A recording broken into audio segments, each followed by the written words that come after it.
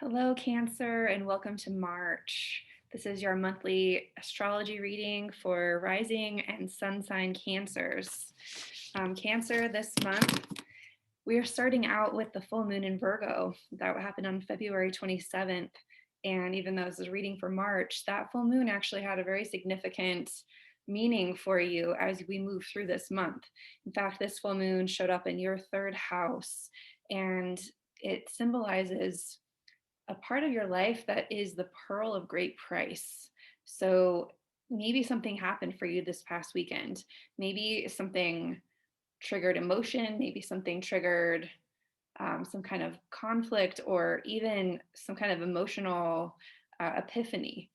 And all the things that happened this past weekend, the weekend of February 27th, was geared toward getting you more clear on what it is that is your pearl of great price, the thing that you value the most. And oftentimes, the things that we value the most are the things that we feel we need in order to thrive as a human.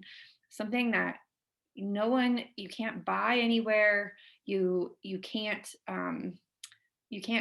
leverage it from anywhere. It's just something that you have to make a priority about, and you want more of it in your life, and you're willing to experience the squeeze of life in order to get more of that thing. And so, whatever happened for you last weekend, really get clear on that pearl for you, because that's where to focus the attention of allowing yourself to grow, allowing yourself to mature, to pull more in. Um, it was in Virgo in your third house, so this that energy, I would be looking toward things that would create sovereignty for you, things that would create independence and make you to feel like you're standing on your own 2 feet, things that give you the sense that you're completely free to be yourself.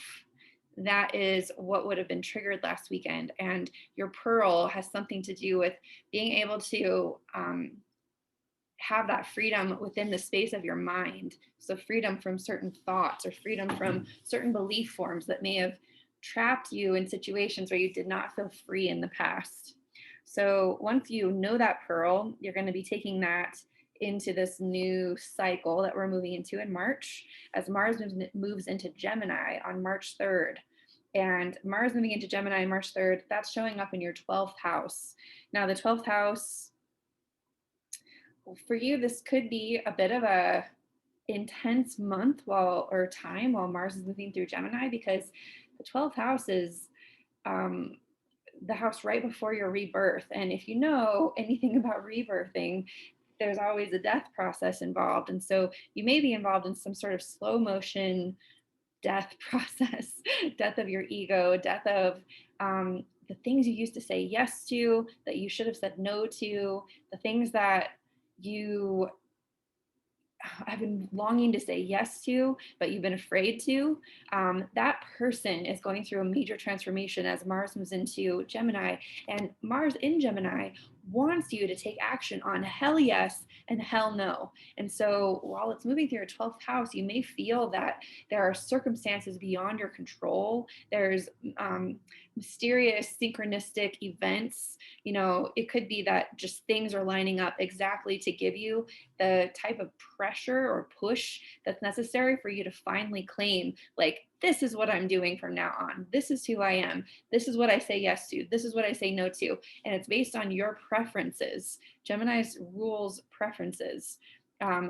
It rules polarity. It rules saying yes or no to something, and understanding that there's no the fault of that. There's nothing wrong with having strong preferences. So you may find that your life is really pressuring you to do that, and any kind of anger or emotion or just like elation, even this just intense emotion that could come up for you this month, is actually cultivating an opportunity for you to just decide that you want things to be different and take action in that direction. um, the Just one more note on the Mars and Gemini energy.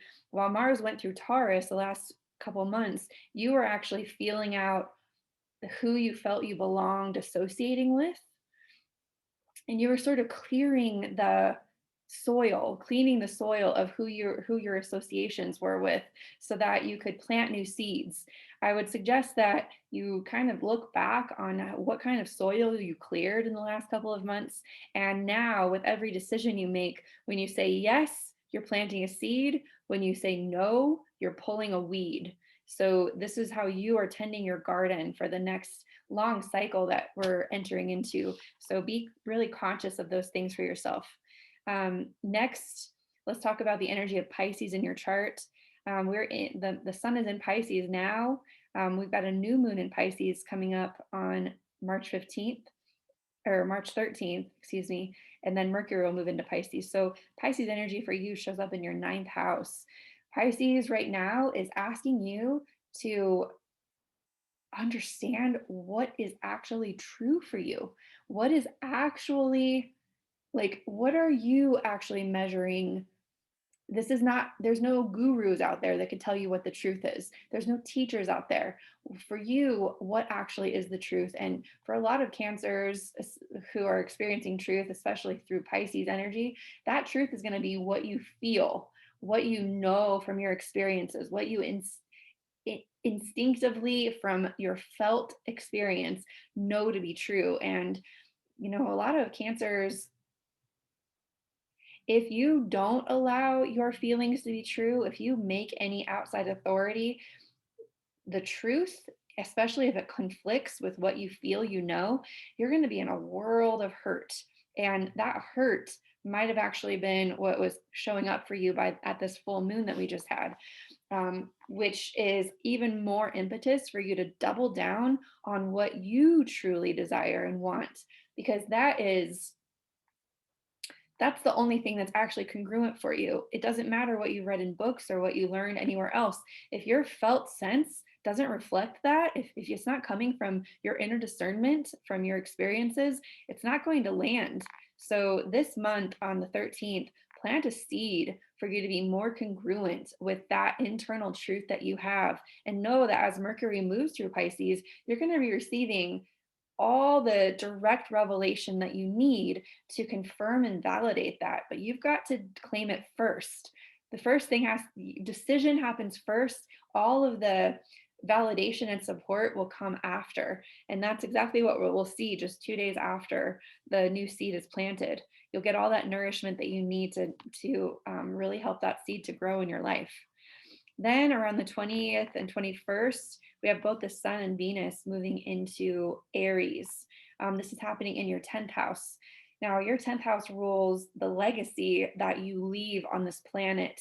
And you're here to leave a legacy that will feel like something different than anyone that came before you. It's going to feel different from your family or the people you've associated with.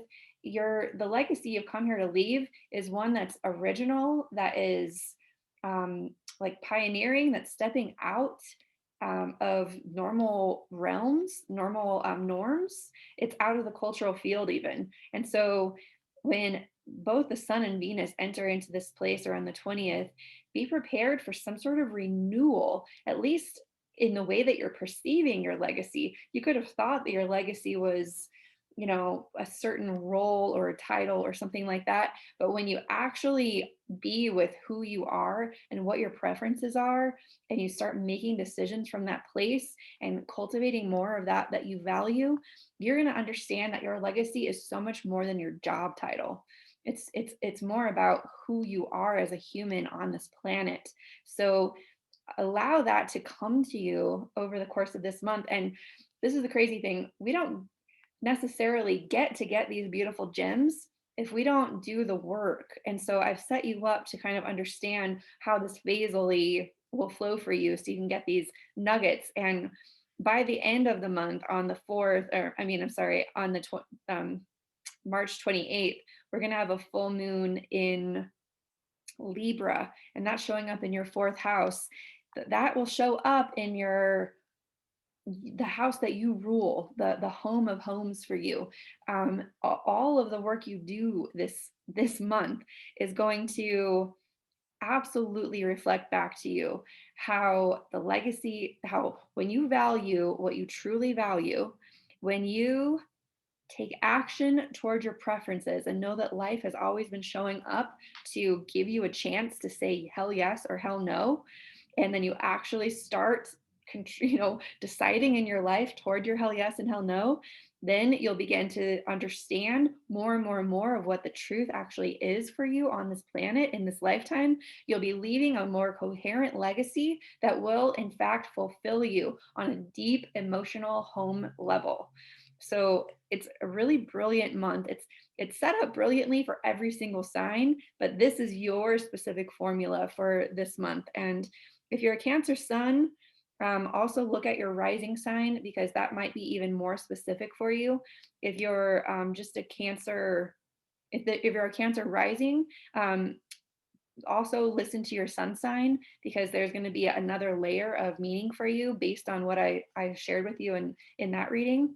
Um, and that's all I have for you astrologically. I want to pull one archetype card that you can kind of carry in your back pocket as you're traversing the energies of this month. I feel that all the signs are really going to be tested. I think this is the one that wants to come out.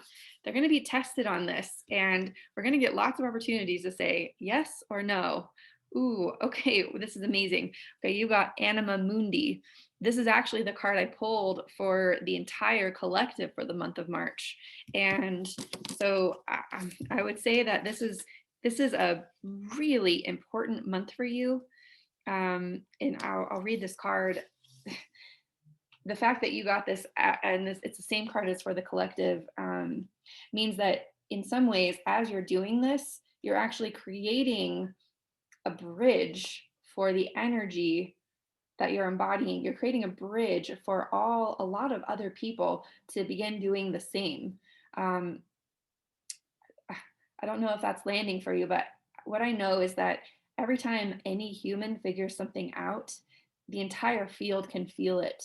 And then it creates an opportunity for others to travel to that epiphany or to that awareness. And so we don't always have to do everything ourselves, but we do have to be willing to walk across that bridge ourselves.